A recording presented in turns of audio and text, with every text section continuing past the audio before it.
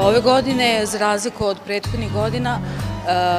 konkurs bio zatvorenog tipa, znači mogli su da učestvuju samo članovi fotokluba i zrenjaninski fotografi,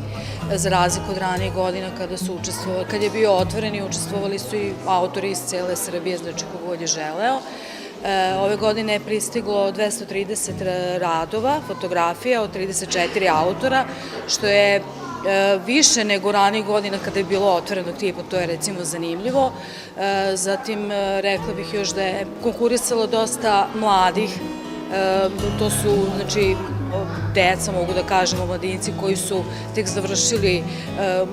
školu fotografije, obuku i zaista poslali sjajne radove, neki su i nagrađeni i eto, nadamo se da će i sledeće godine biti takav odziv i da ćemo imati sve više mlađih i mlađih da ima ko da nas nasledi svemu ovome. Članovi žirije su Geza Lenert, majstor fotografije, Efi Ap, Igor Mandić, likovni umetnik fotografije koji je 5 godina radio kao predavač na Fakultetu za medije i komunikacije i Rasko Stefanović, likovni umetnik iz Zrenjanina.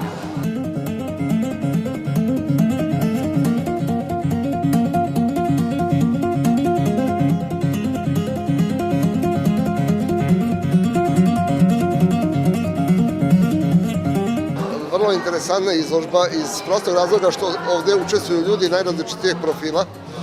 verovatno od običnog radnika do lekara i možda i vatrogasca i šofera,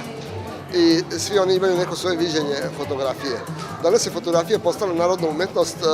dobri fotoaparati koji odrade 3-4 posla su postali dostupni, da ne kažem jeftini, ali vrlo pristupačni za ljude koji su za to zainteresovani i sa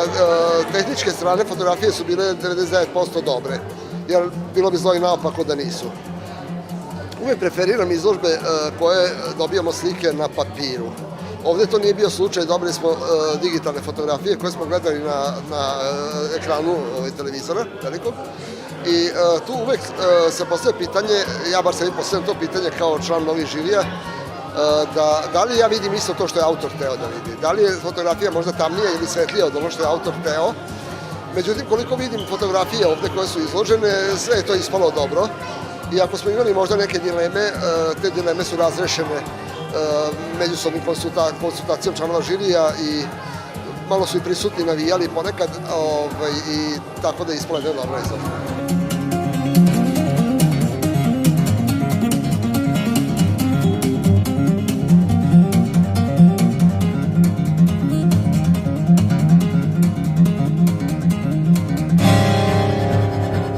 Uvek postoji tema koja zanima nekog fotografa, jednog ovo, drugog ono, tako da se sve to kroz ovu izložbu ne vidi šta koga zanima. Nekoga zanima art fotografija, nekoga zanima portret.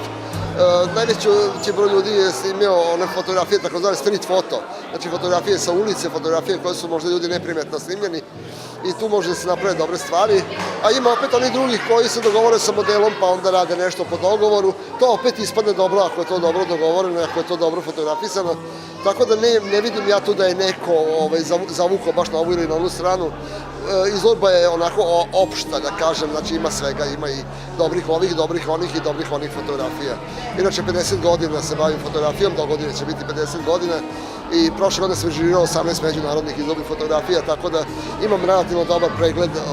o tome šta se u svetu događa i mislim da ova izložba uopšte nije loša u toj konkurenciji.